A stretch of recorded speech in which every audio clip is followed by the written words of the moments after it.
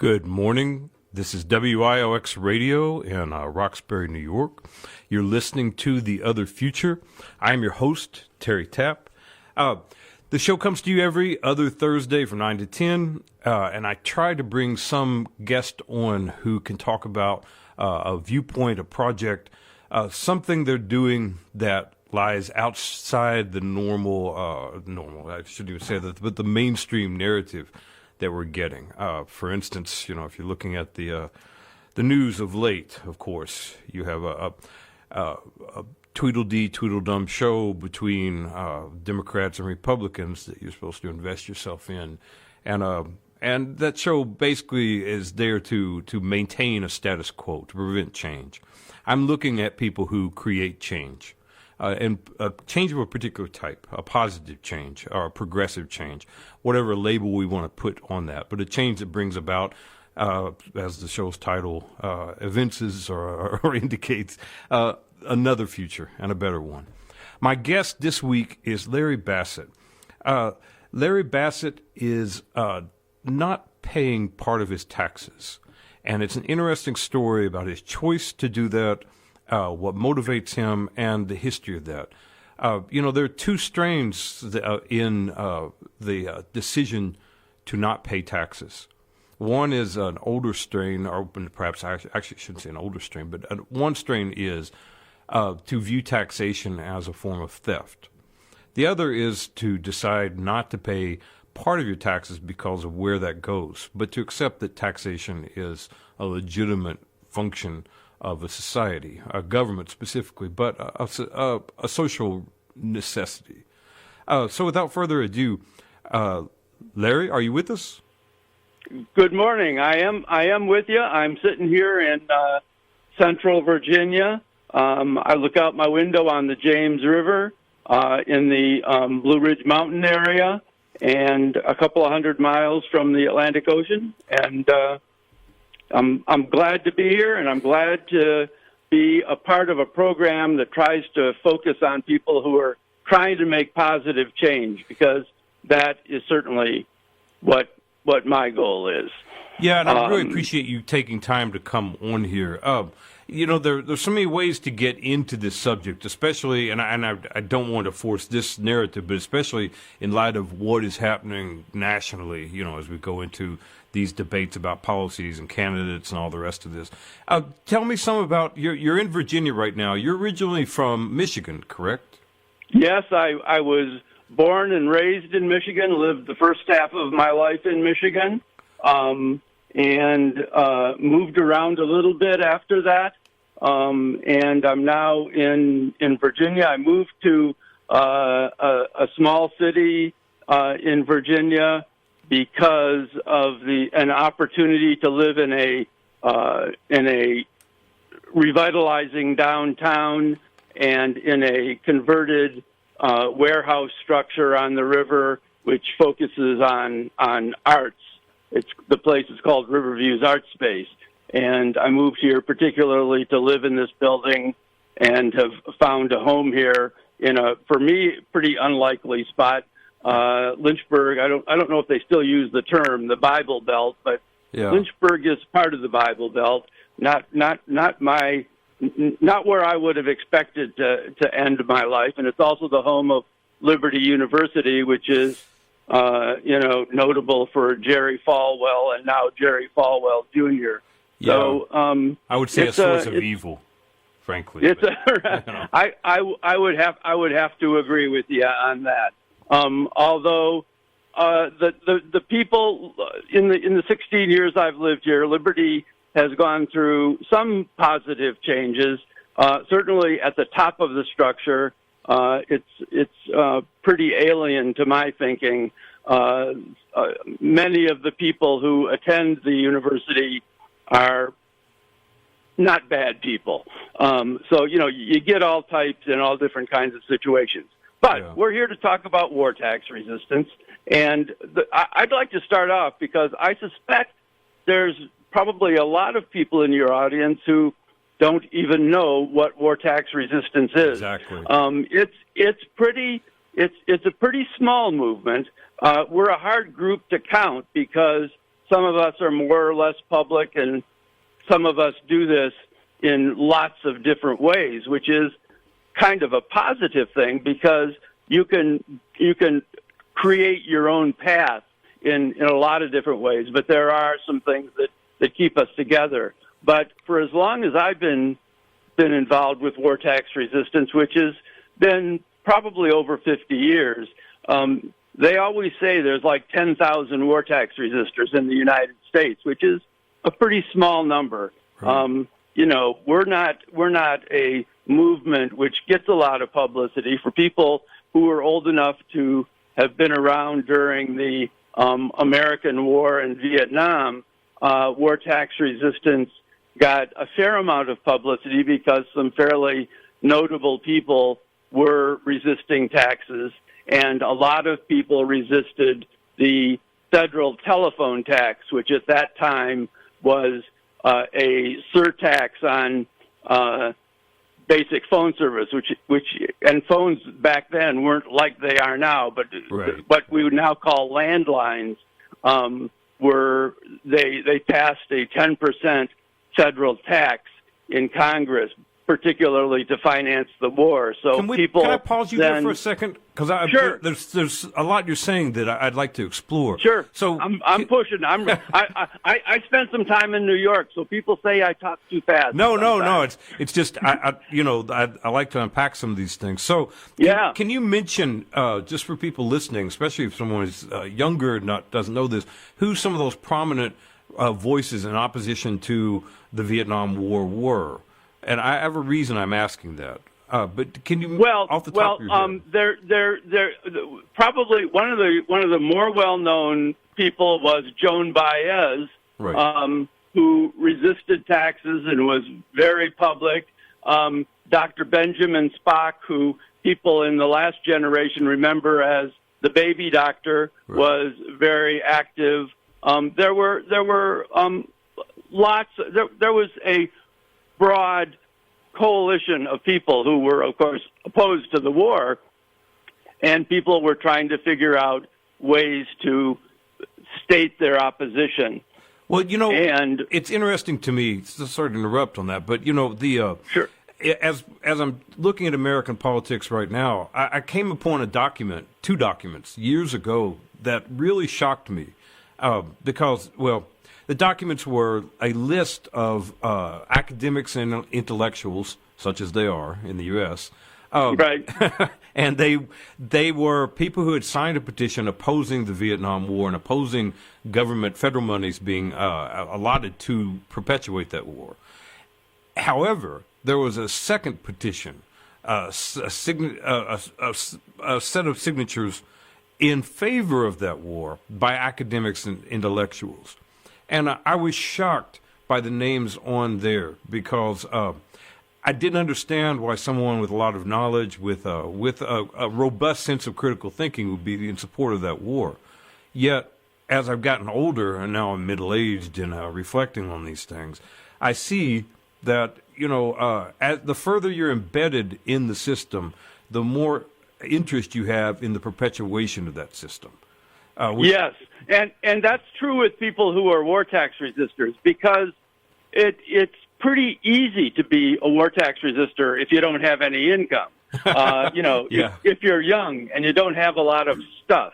So that historically. So as people get older and they get to have more income and they have more things, and of course people worry about the Internal Revenue Service seizing those things. Excuse me, I got some noise here. They're doing some construction in my building. I'm going to step out into the hallway. The effort to maintain your lifestyle becomes more complicated when you get older. Right. So it's something that sometimes people drift away from, the willingness to take risks. And of course, war tax resistance is nonviolent civil disobedience. It's direct action. It's breaking the law, and there are consequences to breaking the law. And one of the things about civil disobedience is that people accept the consequences. When you say consequences, mostly people think of negative consequences. But what I always like to remind people is one of the consequences of taking your money away from paying for war and killing and redirecting it to pay for good things that are going on in the world, it's a good feeling. So one of the consequences for me of doing this over the years has been to have a good feeling, to feel like I've been able to do something positive. Right. So when you worked, correct me if I'm wrong, but you're working as a postal delivery person. When I was going to college, I worked for the post office. Right. And this was back in Ann Arbor, Michigan, and it was during the 1960s. And one of the things that I did was I delivered mail to the downtown Ann Arbor mail district, and one of the stops on my route was the Selective Service System, which was on Liberty Street near Main Street downtown, and it was upstairs.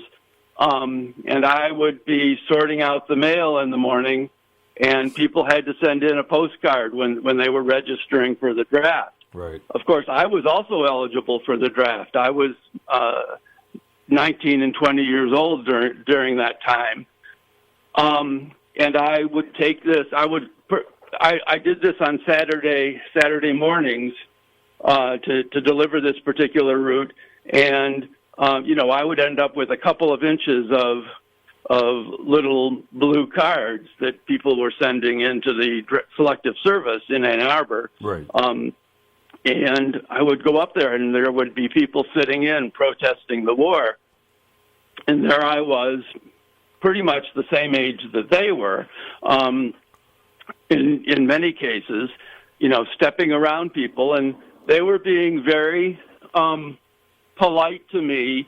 They weren't hostile to me. They knew I was just doing my job. But it was a pretty sensitizing experience as I would walk up into this situation. I was, during that time, people might remember the song by Arlo Guthrie, Alice's Restaurant. Right. So that it was like a 30-minute song. So they didn't play it on the hit stations, but every Friday night a radio station in Ann Arbor would play it. So, I would listen to Alice's Restaurant and think about what in the world I was going to do. Right. About possibly being drafted. Yep. Turned out I wasn't drafted, but, I think I wouldn't have gone. Well, delivering those notes puts you, you're kind of like passing out invitations to the hangman in a way. Yeah. And yeah. it embeds you in a line of causation that is to me would invite reflection, of course. Yeah. So is this when you first decided you didn't want to pay for these wars? Well, of course, at that time I didn't have very much income, so I didn't really think about it from the dollars and cents point of view. I thought about it from them taking my body and sending it off, and me having to pull a trigger pointed at another person. Right. And I was pretty sure I wasn't going to do that. I didn't know what I was going to do. I knew that some people went to Canada. I knew that some people went to jail. And I think I was prepared to do both of those, either one of those things. I never got to that fork of the road because I was never drafted, because it turned out first I had a student draft deferment, and then when that went away, I was actually 1A for a period of time, but I wasn't drafted during that period. That was when all of the thought was going on. Yeah. And then my first son was born, and during that time you could have an exemption for being a father. So I avoided Vietnam. I left college and got a job in human services, and it became obvious to me that human services in this country are always begging for money, never have enough resources. Right. But they were still building the bombs and having the wars. The war machine never seemed to lack for money. So I was pretty aware of that. And as things moved along, I learned that, in fact, there were people who didn't pay their taxes because of the amount that went for war, which at that time was really pretty much the same as it is now. If you look at your federal income tax money, we're talking about just the federal income tax money. Right. About 50% of it goes to the military. Is it 50? I thought it was actually more now. Well, it plus or minus 5%. Okay. It stayed around there pretty consistently over the years. It doesn't matter which president, which party, who it is. It's pretty consistent. The federal budget is so big that even though the military budget is huge, especially these days, of course, dollars have changed over the years in terms of the value. Right. But the amount of the federal income tax that goes to the military has been pretty much around 50%. Let me stop you on that. Pretty staggering to people. The government always ridiculous. talks about the unified budget, and the unified budget includes Social Security and all sorts of other things where the money is supposedly separated. But of course, that makes the military amount seem to go down. But we're just the amount that we talk about in war tax resistance is the federal income tax. Well, I want to talk more about that, but I want to back up for just a second because Sure. You were in Ann Arbor.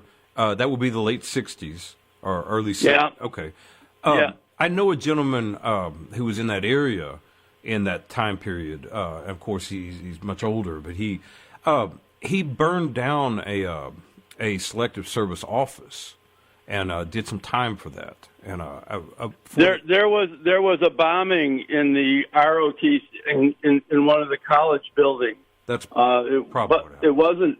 Yeah, It was one of the things I was when I was in school.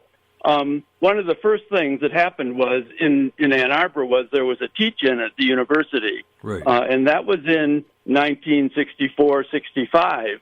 And that was one of the teach-ins about the war in the country, and it was still pretty early in people's awareness of what was going on in Vietnam then.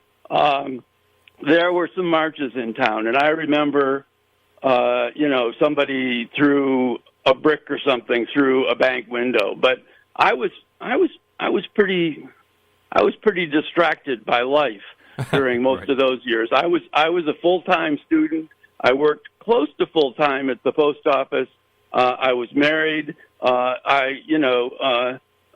was pretty, like I said, distracted. I saw the things going on. I mostly was an observer, but it certainly was a change in my life and a change of my way of thinking from growing up in, Detroit suburb. That's what I'm interested in, that change in thinking, because, this fellow who's a friend of mine, actually, I guess he blew up the ROTC office. I thought he set fire to the Selective Service office, but good for him. However, the thing, and he's been a really good person and contribute to many good things over the years. However, I do want to point out, or just investigate, this idea of direct action, whether it's his action or whether it's going on strike or whether it's not paying that portion of your taxes that goes to the war, occurred to you, and you took action on it. And, as I look around me, I guess in a general sense right now, I see, so much of our activity consumed by electoral politics, which I'm not eschewing. I'm not pushing that away. But at the same time, it seems less and less that direct action is occurring to people. Almost like that's there's been an attempt to erase that type of option. And it occurred to a lot of people in places like apparently Ann Arbor at that time. And I wonder what was different. I mean, was it just was it? Cameras? I don't think I can. It is always a small group of people. You will know that the Plowshares peace movement, which has been a long series of direct actions of civil disobedience against particularly missiles and armaments. There is currently people are awaiting a trial in the southeast of people who took action against Trident submarines, and there have always been people, the Berrigans, the McAllisters, the strong Catholic peace movement, the Plowshares movement, the people that run houses of hospitality. Right. Subculture makes it seem a little too invisible, but there are places, there are people who are still taking direct action. It does seem invisible. We don't always agree with them. The couple of people that ran up to Joe Biden when he was speaking, who were protesting dairy products. I mean, the problem is sometimes people see those kinds of things and they think these people are just crazy, right. Because people who do things that are opposed to the norm of how things are, or who aren't polite the way people think people ought to be, or people who disrupt, people who go down and lie down in front of traffic and disturb regular people just trying to go about their daily life. People react against the disruption as opposed to the issue.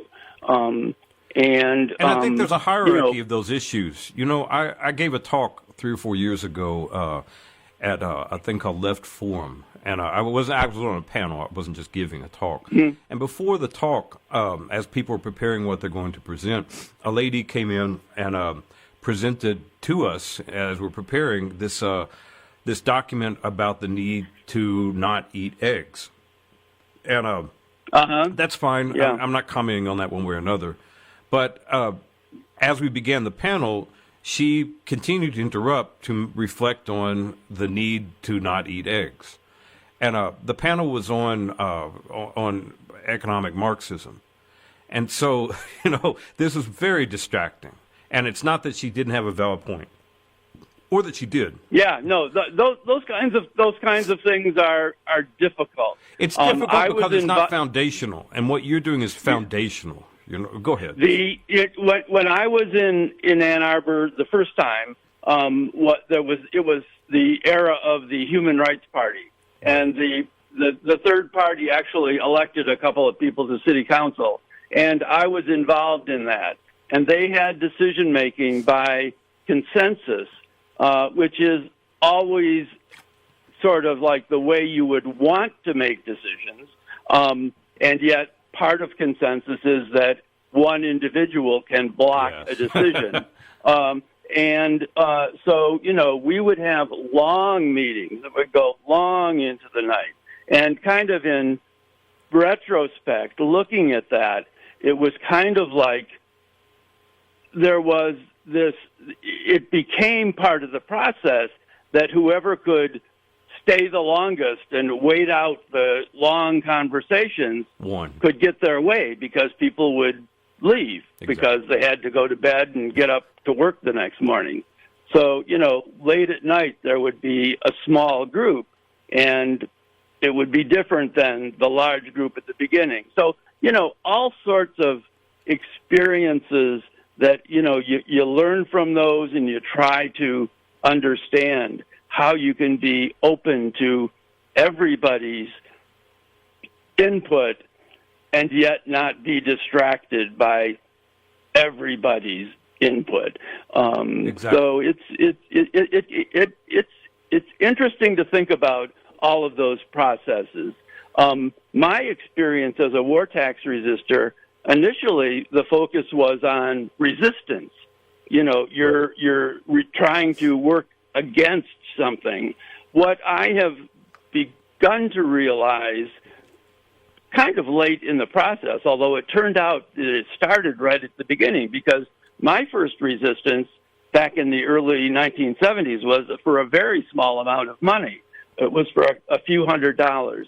And I was living in another small town in Virginia, and right in the mountains, and they were having a summer feeding program, and they were getting all the food as food surplus from the government, but they didn't have any money to buy plates and silverware and cups and all the things you need to serve food. And I found out about that. I gave them my $300 of unpaid taxes, and they were able to have the program. It was a summer feeding program for low-income children in that area, and I felt like, wow, that was pretty amazing. And I had a chance. I was at a meeting in Blacksburg, Virginia, which is where Virginia Tech is. I don't remember what it was, but it was in a restaurant, and there was a room full of people, and I got to tell my story about this $300. And again, I'm in my early 20s. This is kind of like the first time I'd ever done anything like this. Sure. And at the end of my little story, people applauded and smiled and said, "Good work." And I thought, wow, that's pretty nice. Always nice when people appreciate what you do. Right. So that was a really positive experience about a little bit of money. So when it came up to 2016, and here I am now, an old guy. I'm an old guy with long white hair, and, I'm kind of the guy you see downtown who's the kind of strange guy. I got that job here. And my father dies. He's 95, so, time to die. He lives in Michigan still, and I've been visiting him pretty frequently. And I'm not totally surprised, but pretty surprised. He leaves me $1 million. Wow. And I'm thinking, wow. Well, he also left me a will, which said, I want you to give this much money to, these grandchildren, and this much money to these great-grandchildren, and this much money to these other special people in my life. So he had worked it out so that I would get all of his the inheritance from him. It would come to me, and because of the kind of money it would be taxable money. But then I would pass it out to all the people he wanted to give it to, but they wouldn't have to pay the taxes. Right. I would have to pay the taxes. You're giving a gift.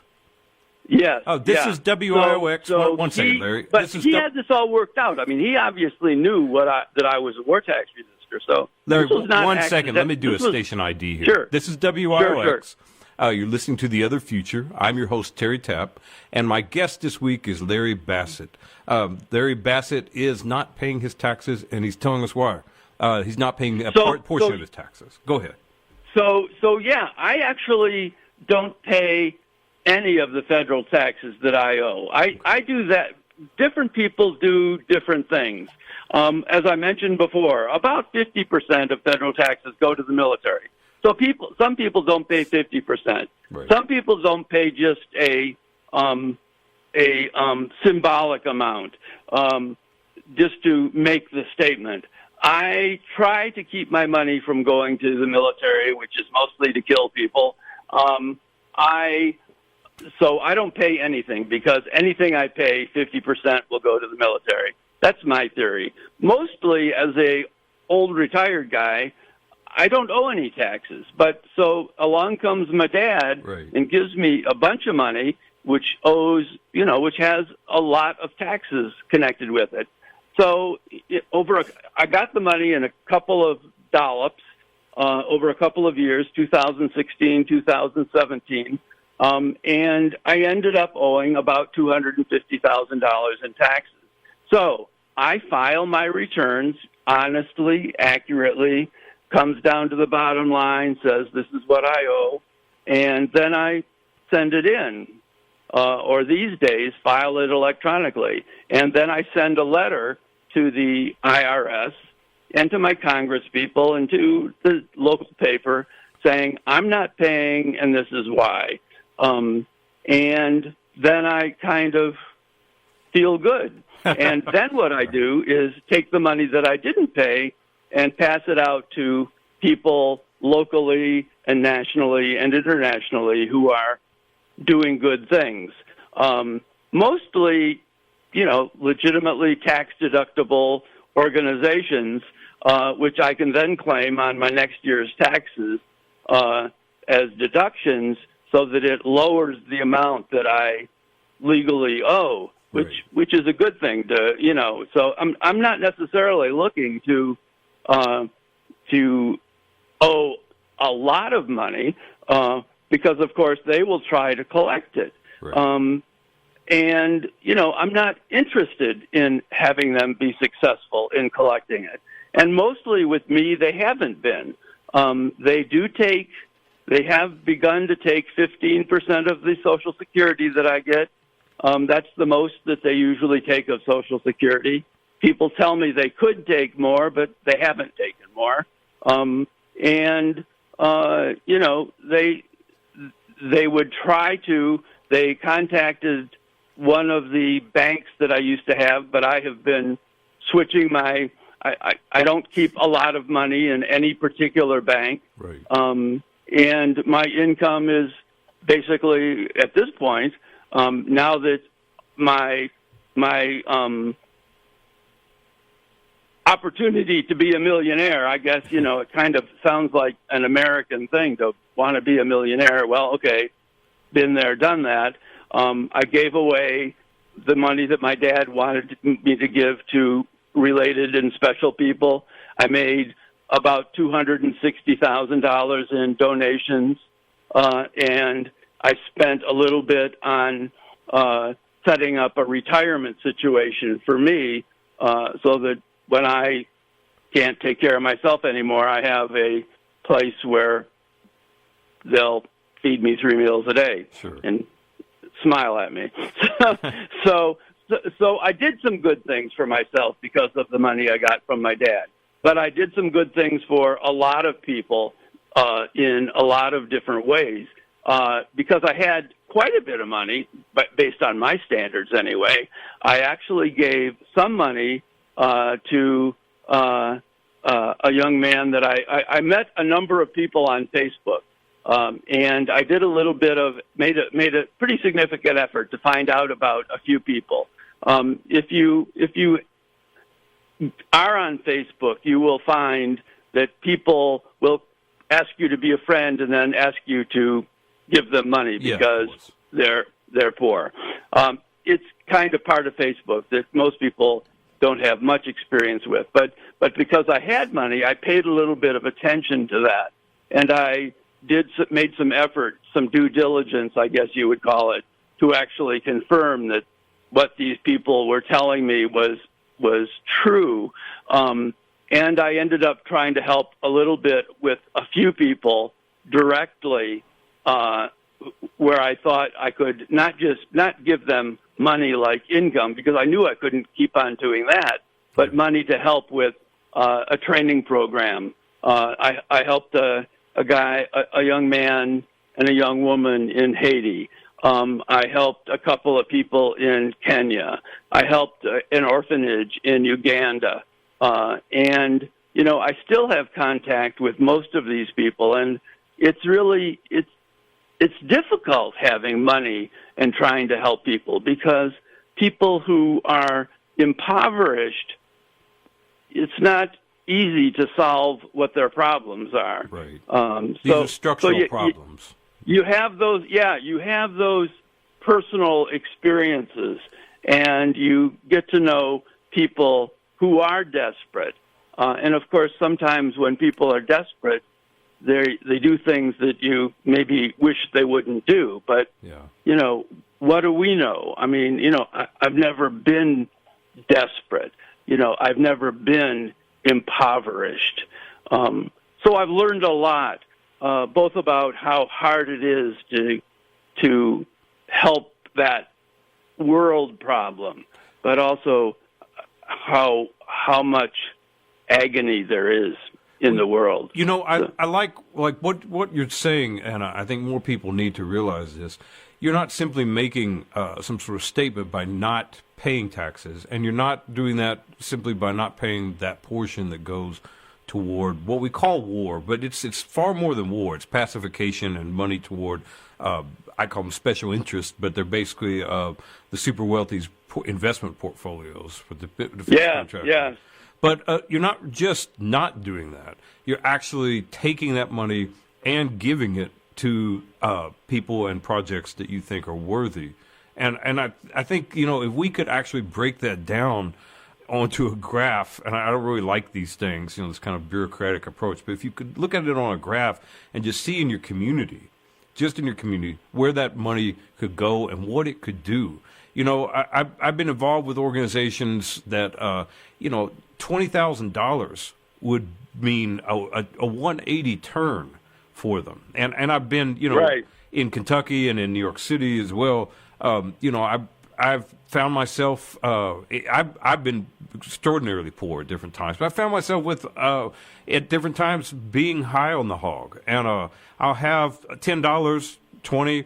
I had $100 in my pocket one time, and a guy was a veteran, and he needed food. And it's like, I've got an extra 100. So that change, which is, to me, still, it's an amount of money. But if you give $100 to someone, that's nothing to a Bezos or a Bloomberg or, compared to the United States budget. Right. But you could transform a life with $10 sometimes. And, you can. And again, it's not just at the other end of that money that you're donating. It's at your end. How good you feel. I mean, it's not self-righteous. It's just you feel like you've done something that might matter to somebody. No results are guaranteed. One of the things that happened, I don't want to get through this time without for sure mentioning this, but one of the things that happens occasionally when you're a war tax resistor is that around tax day, people who are in the media, they're kind of looking for tax stories. So, right. They'll write a story about people who are war tax resistors. I've had that happen a few times in my life because I try not to be. This is not something which is a secret. This is something that I want people to know about because, number one, I hope other people will think about maybe there's something that they can do. And I want people to know what my feelings and values are. At any rate, so when I had this big inheritance and was not paying the federal income taxes on it, I was paying the Virginia taxes. I pay taxes. I believe in taxes. I would support a steeply graduated federal income tax. What I object to is that so much of it goes to war and to killing. That's my objection. My objection, there are certainly people who feel that taxation is always a bad thing and that, it's not even that federal income taxes aren't legal because some state wasn't really a state when they ratified or, there's lots of people that say lots of different things. I'm not in that. I'm saying I know I owe the taxes, and I'm not paying because I am a conscientious objector.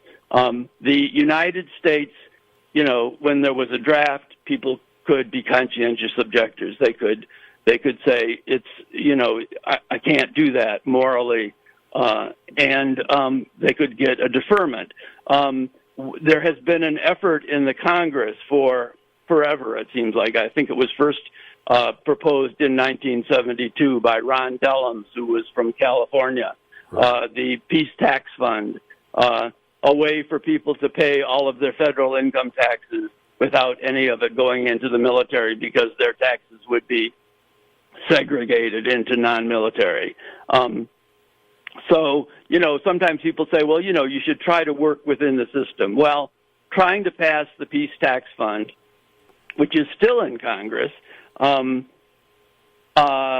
so that bill is still hanging one of the somewhere. ways that people who are war tax resistors have tried to work within the system. So that and Peace some Tax people Fund set is still, aside their money. My first job in the peace movement was working for an organization on Long Island. It was a national organization, and it was called the Conscience and Military Tax Campaign, CMTC. And the idea was, this was started by somebody who was a Peace Tax Fund supporter and said, what if we got 100,000 people to sign a petition saying, once there are 100,000 people, we will all resist our taxes until they pass the Peace Tax Fund. Well, this organization went on for maybe 10 or 12 or 15 years. Again, this was back in the 1980s, and ended up going out of business with 10,000 signatures, which ironically is the number of people that we say are war tax resistors. I think that was just a coincidence, but never got close to 100,000 people. I sort of knew what 100,000 people was, and at the time, I thought that was actually something we could do, because when I went to the University of Michigan, I would sit at Michigan Stadium on a football Saturday, and there were 101,000 people there. So I said, okay, that's a doable number. In the whole country, we can get 100,000 people who would agree, to say, I would be willing as a mass movement to do this. But, we never came close. I think we could, actually. What we did find is that when somebody signed the petition, they didn't wait for 100,000 people. They got past that little bit of a barrier. Just the fact that they said they would do it in the future made them more likely to do it in the present. So sometimes just a little nudge will get people to realize that they could do something. So let me ask you, they can't do everything, Larry, but they can do something. Is this bill still existing, like the Peace Tax This Fund? bill does still exist. I can't tell you what the bill number is. It gets introduced in every new Congress. It once got a hearing. Again, I always like to show how old I am by saying in the last century. But it had a congressional hearing. It's going nowhere these days. When the Religious Freedom Restoration Act, RFRA, passed a while ago, everybody thought, wow, this is going to be a big deal for people who, because of conscience, can't pay for war, because we thought that was exactly what that bill was saying.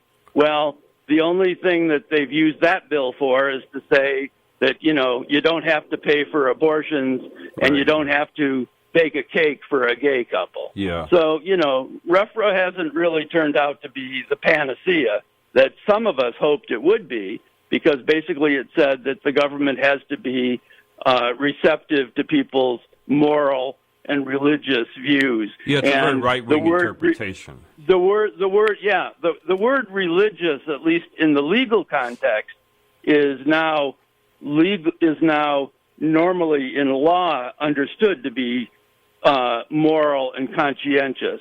You don't have to have a religion to be covered by those laws. Well, I want more people to know about things like that Peace Tax Fund and what you're doing, because when you mentioned the feeling you get from helping somebody, what I believe I'm noticing especially in the United States, but in the world today, is the gradual extinction of a set of human sentiment that to me is a core part of who we are, at least our better selves.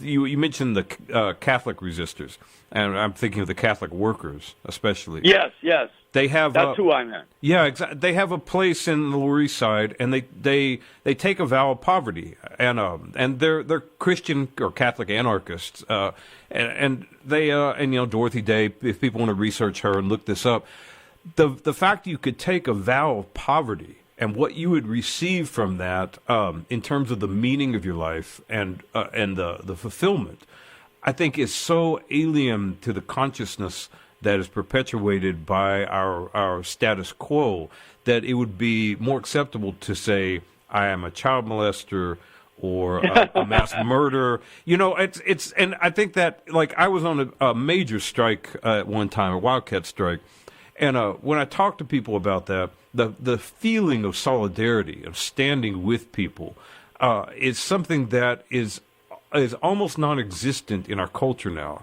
You mentioned just the giving, and on a very low level of that, I went to I saw my girlfriend several years ago in the Lower East Side, and she was helping with an event, and they had cheese and bread left over from some presentation. I took a baguette, and I'm walking through a park late at night in New York City, and a gentleman comes up to me. Obviously, he doesn't have means, and he saw this baguette, and he asked me if he could have a bite. So I tore half of it off, and I handed it to him, and I said, it's still fresh. I'm like, you're not going to break your teeth on it. And he seemed shocked and delighted, and the feeling I got from a simple gesture that an animal would do, it's not a grand angelic gesture, but a simple gesture like that stayed with me for days. I think that kind of gesture, and the gesture of standing with people, and the gesture of, I almost feel ashamed to say it, but of self-sacrifice, personal sacrifice. Yeah, no, that's our core. I think you're being honest. Always good to be honest about, but to have that experience, I think there are probably more people out there in the world who are looking for that experience, or who are open to that experience, who are even having that experience, is probably more than you might realize. I believe you're right. But it is hard. It is hard because the world is so distracting. I moved into this town where, as far as I know, and I've lived here for 16 years, and I'm assuming I would have found that other war tax resistor in town, but I don't think there is one. But there are other people here doing good things. They just don't necessarily, and it isn't that they don't know about war tax resistance, because I'm certainly the guy that looks for the tallest hill and climbs up it and stands up and raises my arms and says, "Look at what I'm doing." Right. When this big inheritance happened, the local newspaper got interested. And I talked to a local reporter, and somebody came in and took a picture, and I got an article in the newspaper. So, and as a result of that, a few interesting things happened, but maybe the most interesting was a guy named Alex, who also lives in town, saw the article and called me up and said, "Hey, I make documentary films as kind of a hobby. I have a real job, but I make these films." And so he said, "Would you like to make a film? Let's talk about this." Right. And so, in fact, this is about the first anniversary right now. There's a film on Amazon, which is called The Pacifist, and it's my story. And it's an hour documentary that Alex and I made on about $10,000. It's a pretty interesting film. Yeah, hasn't caught. I recommend that. We're all waiting. Everybody wants whatever they do to go viral. Well, The Pacifist hasn't gone viral, but it is still on Amazon. And every once in a while, somebody will call me up and say, "Hey, I watched the film. It's pretty interesting." And it's it'll be out there for. It's kind of like immortality. Right. Well, I'd like more people to know about that, and to know about things like the Peace Tax Fund, and the when people think of tax resistance, I think, to me, I mean, this is, perhaps stereotypical here, but I'm thinking of people not paying their taxes solely. And, of course, in the back of my mind, I have the idea of jackboots, kicking in your door and hauling you off. And I guess that's real for a lot of immigrants right now. But the deal is that I don't see the plan here, and I'd like for more people to know the plan and know how to say, I do believe in contributing monetarily to my society, but not to so-called war, which is part of what war is. But like I said, another way to funnel money to the super wealthy and to destroy the planet. And the fear that people have of the IRS is real. It is, I think it's fairly misplaced. The IRS is a bureaucracy. Somebody needs to collect the money, but I owe right now. If you don't pay, what you can be sure will happen, especially if you don't pay openly and honestly, they have financial penalties. So they charge you interest on money that you didn't pay. Right. And there are penalties for not paying, financial penalties. So although I haven't paid $250,000, right now I owe them close to $300,000. Right. And this is taking away the $75 a month they take out of my Social Security. It'll take quite a while for that $300,000. It'll take quite a while. The IRS has 10 years to collect. And plenty of war tax resistors go past that 10 years. Right. So after 10 years, they can't touch what you didn't pay if you've managed not to have them collected.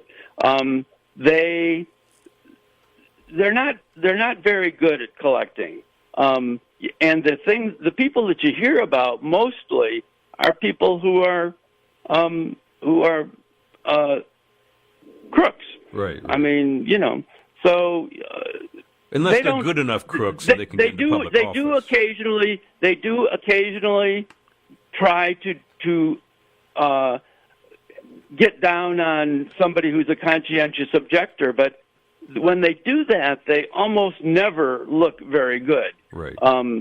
Because when you come down hard on somebody who's doing something for, at least from their point of view, for the right reasons, they don't come across very well. Well, let me say, we're almost out of time, Larry. This hour races by, and there's a lot more I want to talk about. Maybe we can have you on again and pick up some of this. I want to say... I would be, this is something that I love talking about. Yeah. I want people to hear about it. I want to tell my story. I want to tell the story of other people. I want to be sure that in this episode we get people to know that if you want to know about war tax resistance, the place to go is nwtrcc.org.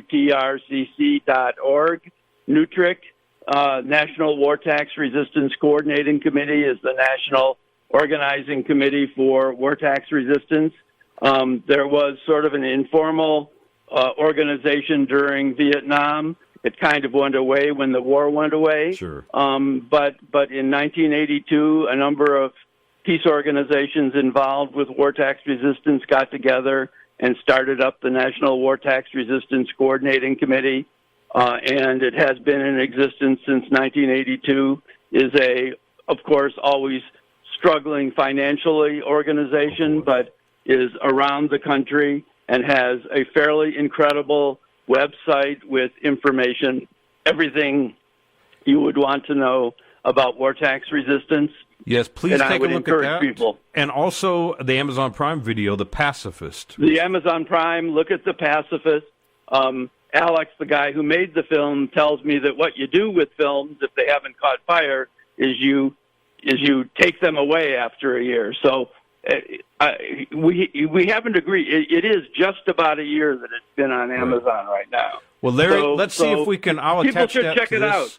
Thank you so much for being a guest today. And let's have you back. You're so welcome. And thank you for the work you've done. I really appreciate it, and I'm sure other people do. I like the pats on the back. I feel good about that. I'm a little bit isolated here. I also do art. I know you're interested in art. But people should look me up on Facebook, Larry Bassett. They can find me. I'm in Lynchburg, Virginia. Bassett. Larry, thank you so much. And thank you. All right, Bye-bye. You have a good day.